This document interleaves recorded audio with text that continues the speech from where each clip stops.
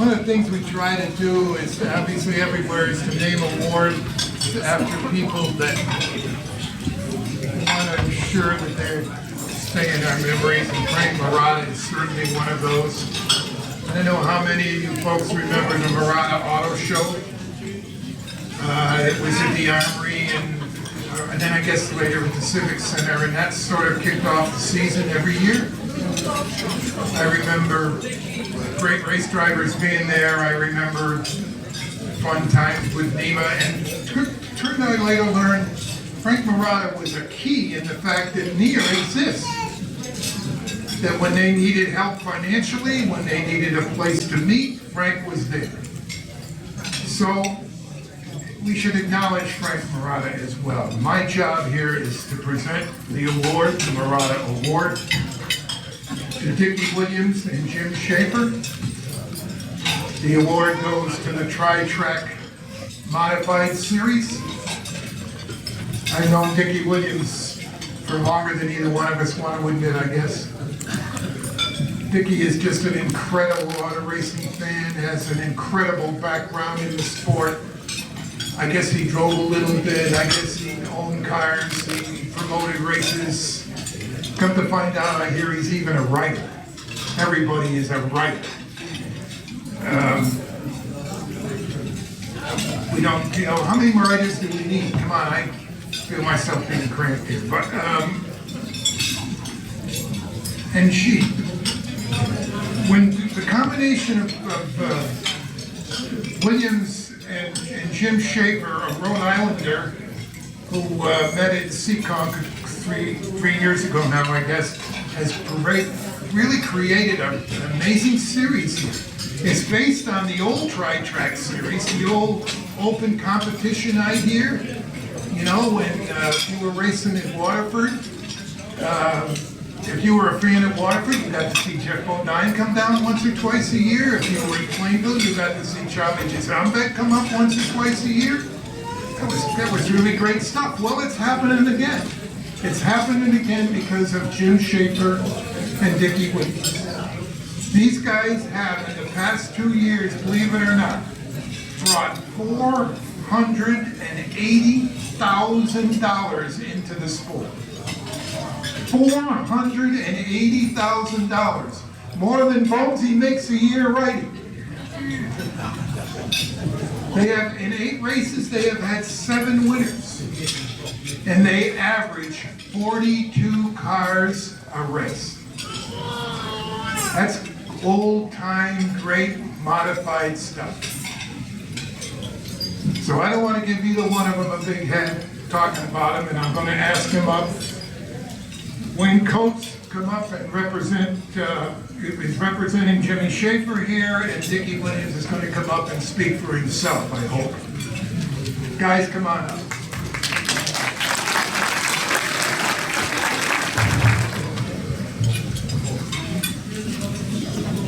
Thank you, Pete.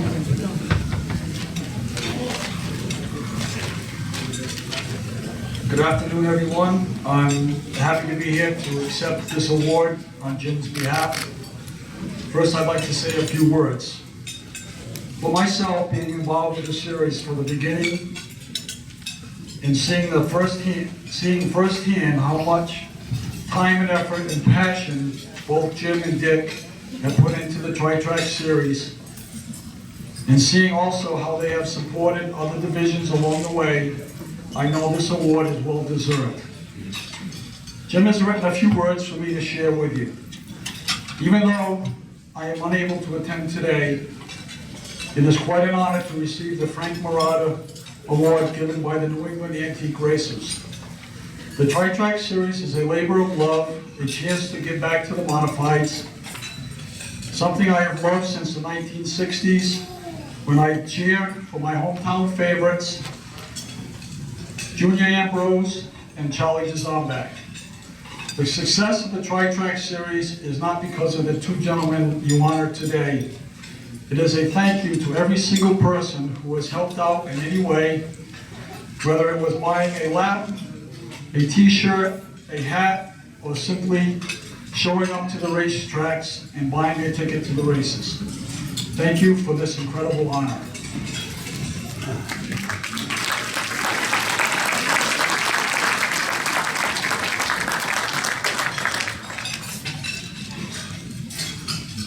just bear with me. This is different than standing in front of all your races. First of all, the Frank Maratta Award.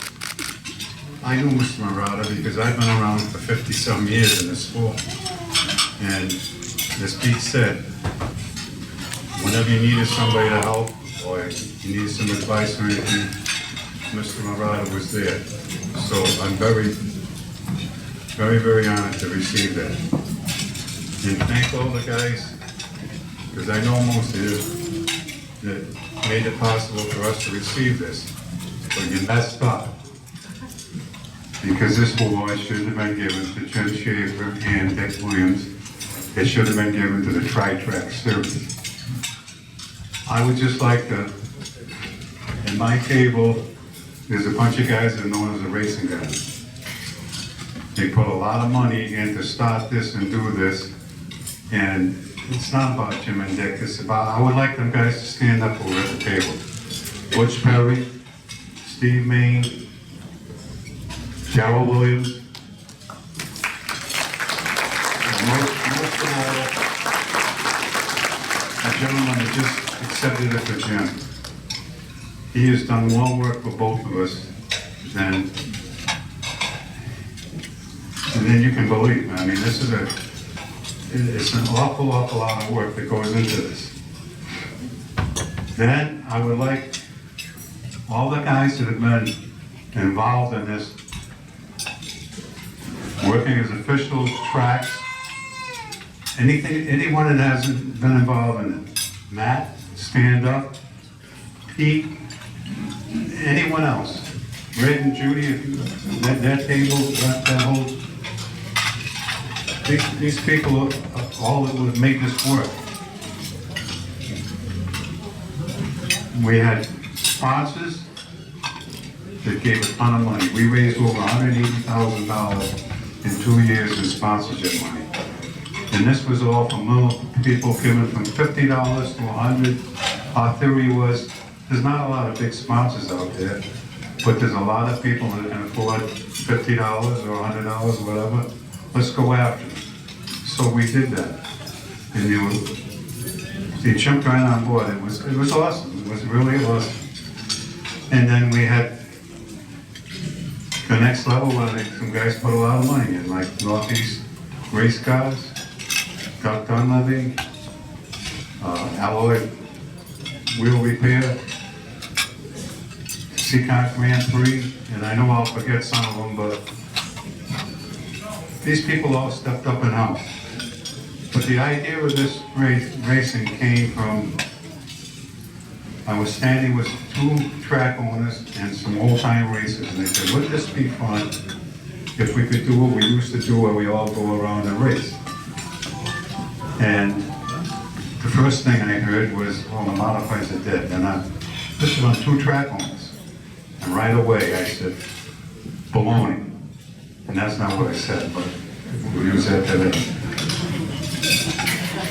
First of all, nobody goes out and promotes them. Each track promotes their own racetrack, but these are series that go around, so we have nobody really going out promoting.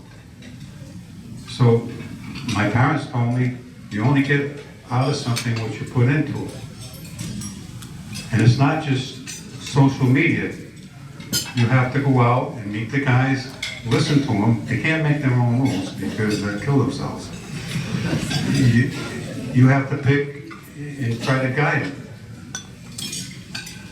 And the other thing is, there's 3 or 4 different series, they all run different rules. So here's where we were heroes, but you know what?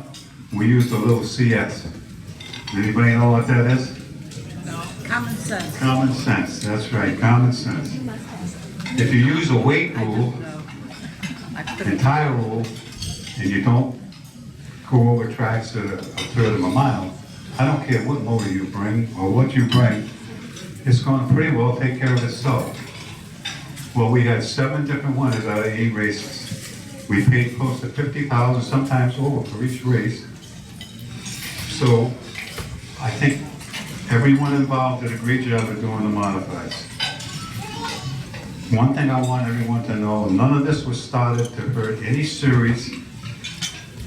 We thought, by exposing everybody to certain series where you guys always want to stack up against the best, see how they do. And that proved that. Because when this really hit me was the last race of Waterford, when I sat there and watched the lineup come out of the gate, and I counted 15 champions, and honestly, any one of the top 20, 22 cars could have won that race. So then I realized that this really worked. And I just want everyone to know that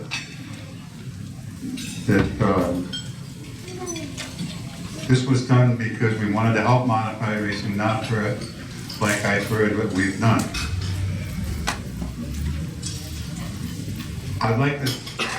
There's a little thing I'd like to tell you, because it's going to mean a whole lot to a lot of us. I had a grandson that played sports. He was really good. And he was a football player.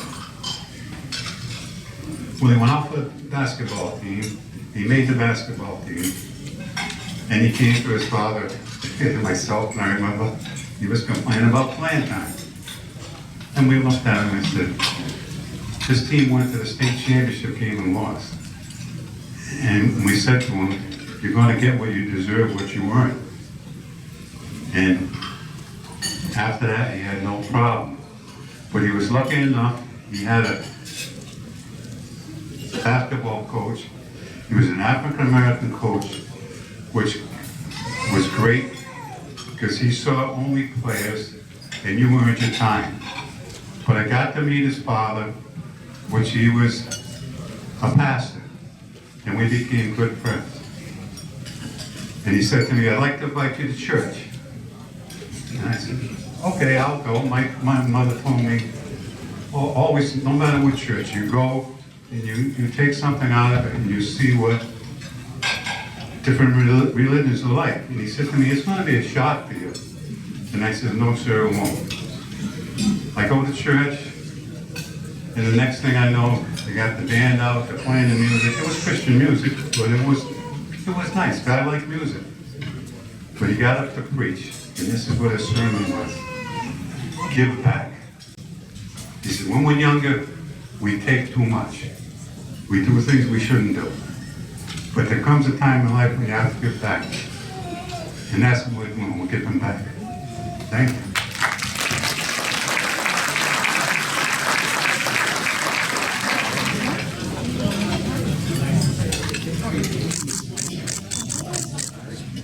Right here, gentlemen.